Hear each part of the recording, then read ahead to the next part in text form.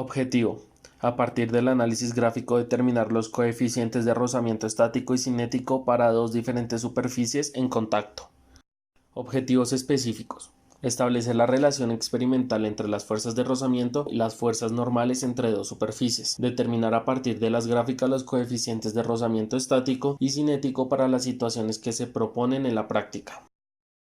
El coeficiente de rozamiento o coeficiente de fricción es aquel que vincula la oposición al deslizamiento que ofrecen las superficies de dos cuerpos en contacto, según la intensidad del apoyo mutuo que experimentan. Este coeficiente es un coeficiente adimensional y usualmente se representa por la letra griega m, leída μ. El coeficiente de fricción o μ es normalmente hallado como la fuerza de la fricción sobre la normal que normalmente se toma como si fuera el peso. En este laboratorio nosotros hallamos el coeficiente de fricción. Una vez hicimos la gráfica y hallamos la ecuación de esta, la pendiente de la ecuación de la gráfica va a ser igual al coeficiente de fricción. Para este laboratorio usaremos dos bloques de madera con diferente superficie, un portapesos, un set de pesos y una balanza.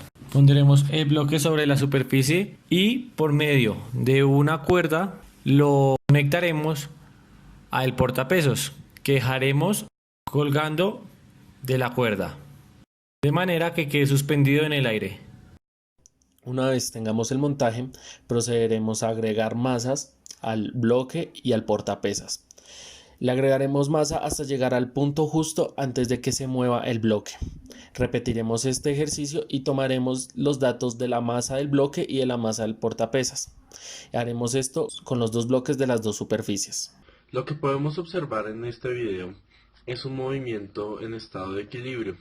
En la práctica, el peso de la masa 1 y el peso de la masa 2 son diferentes, y dependiendo del peso de la masa 1 se agrega o se quita peso a la masa 2 para lograr un movimiento en estado de equilibrio. En este caso, John está agregando más peso a la masa 2 para que se pueda llegar al movimiento en estado de equilibrio, como se comprueba pegándole 2 o 3 veces fuerte a la plataforma y ver si el rectángulo de madera se mueve ligeramente y después entra en estado de equilibrio.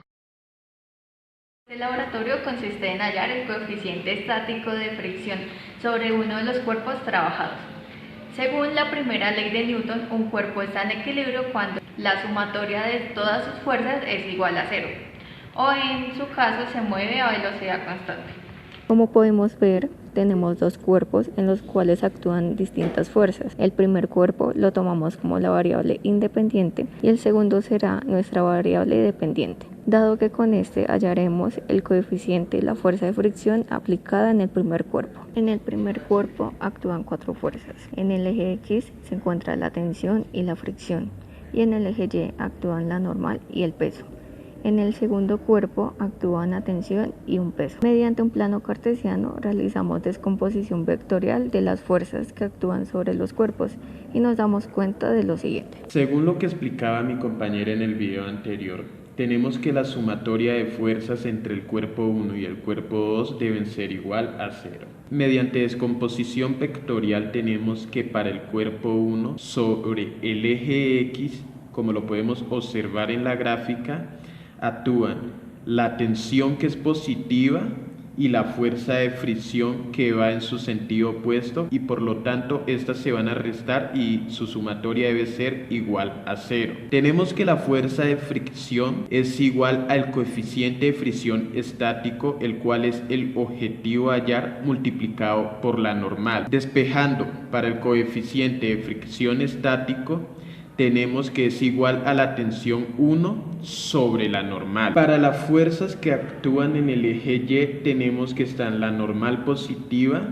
y el peso que va en sentido opuesto a este negativo, y la sumatoria de este es igual a 0. Entonces tenemos que la normal será igual al peso. Pero también sabemos que el peso es una composición de la masa 1 multiplicado por la fuerza de la gravedad. Entonces Realmente tenemos que la normal es igual a la masa 1 por la gravedad. Haciendo descomposición vectorial en el cuerpo 2, tenemos que igualmente la sumatoria de sus fuerzas va a ser igual a 0. Mediante el eje X no actúa ninguna fuerza, por lo tanto este es 0. En el eje Y actúa en sentido positivo la tensión 2 y en sentido negativo actúa el peso número 2. Y el peso número 2 es igual a la masa del cuerpo 2 por la gravedad. Por lo tanto, nos queda que la tensión 2 va a ser igual a la masa 2 por la gravedad. Lo que podemos observar en la gráfica, la tensión en la cuerda 1 es igual a la tensión 2. Ahora, con todos los datos obtenidos y las ecuaciones conseguidas, vamos a pasar a reemplazar en la ecuación del coeficiente de fricción estático. Entonces, tenemos que el coeficiente de fricción estático es igual a la tensión 1 sobre la normal. Recordemos que la tensión 1 no la tenemos, pero sabemos que es igual a la tensión 2. Y la tensión 2 es igual a la masa 2 por la gravedad. La normal tenemos que es igual a la masa 1 por la gravedad. Reemplazamos y entonces nos queda que el coeficiente de fricción estático es igual a la masa 2 por gravedad sobre la masa 1 por la gravedad. Tenemos que las gravedades se van, entonces nos queda la masa 2 sobre la masa 1. Recordemos que la unidad de medida de las masas está dada en gramos.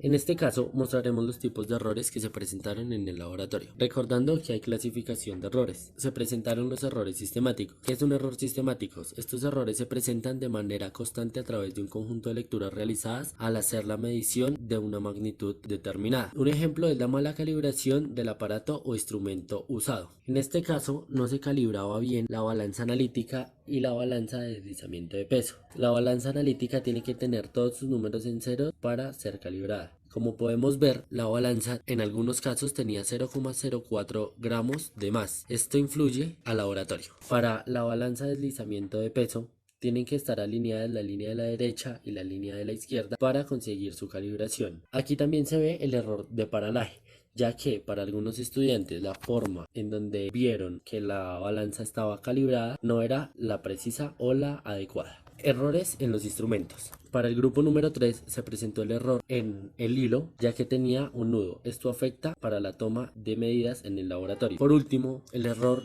más común que se vio en el laboratorio es que la mesa o algún otro objeto esté tocando el hilo con el que se utilizaba en el laboratorio. Esto afecta a la toma de medidas y realización del laboratorio. Bueno, ahora vamos a mirar qué tan precisos y qué tan exactos fuimos. Primero, según la ecuación, vamos a sacar la desviación estándar para mirar qué tan precisos fuimos. Cogemos los datos que tomamos, lo restamos con la media aritmética, es esta, que en promedio, y lo elevamos al cuadrado. A ese le sacamos su sumatoria, y de esa sumatoria lo dividimos entre el número total que hay. Luego, a ese número le sacamos raíz. Después de sacarle raíz, ya tenemos la desviación 1 y la desviación 2. Le sacamos su promedio, que es ya el promedio de la desviación estándar, que es este. Lo mismo hacemos con el de la madera. Cogemos, lo restamos con su media aritmética, lo elevamos al cuadrado, sacamos el promedio y acá le sacamos raíz. Y aquí está el promedio de la desviación estándar. ¿Cómo sabemos que tan preciso fue? Entre menos desviación estándar, más preciso fue el grupo. Por lo tanto, el más preciso fue el acrílico versus formica, que tiene 198 y el de madera 240. Ahora vamos a mirar la exactitud. Tenemos el dato real de la madera, que es 0,17, y el que encontramos, que es 0,19. A eso cogemos y le restamos el real, se lo restamos al encontrado sobre el mismo real por 100. Eso nos da un porcentaje de error, que es de 11%. Lo mismo lo hacemos con el de la madera, que es 0,22 el real, y el encontrado 0,24. Hacemos la misma fórmula, restamos el real con el encontrado sobre real, y nos da un porcentaje de error de 9%. Por lo tanto, la madera versus fórmica fue más exacto que el acrílico versus formica. Y el acrílico versus formica fue más preciso que la madera. ¿Qué tal si, en el experimento realizado, dos equipos de trabajo hubiesen hallado el coeficiente de rozamiento en un plano inclinado como el siguiente? y los demás equipos lo hubiesen trabajado en un plano horizontal sin ningún grado de inclinación para así poder comparar si el coeficiente cambia gracias al ángulo y mirar cuál de los dos métodos es más exacto.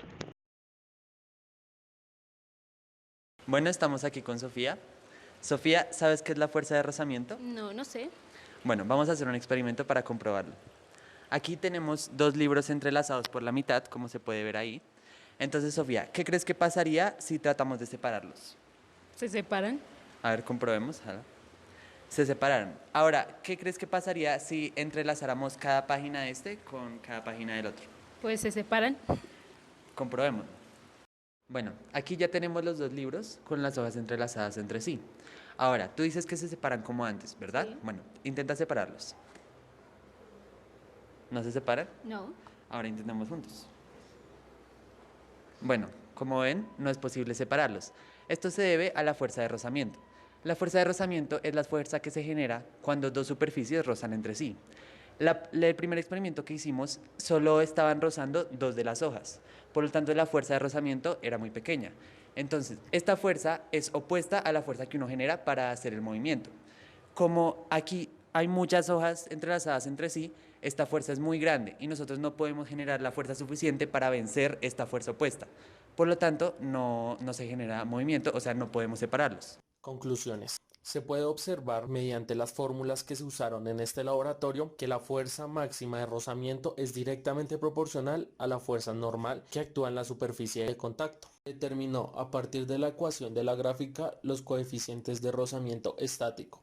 El cinético no se manejó debido a que estábamos en el punto justo antes de que se moviera el objeto.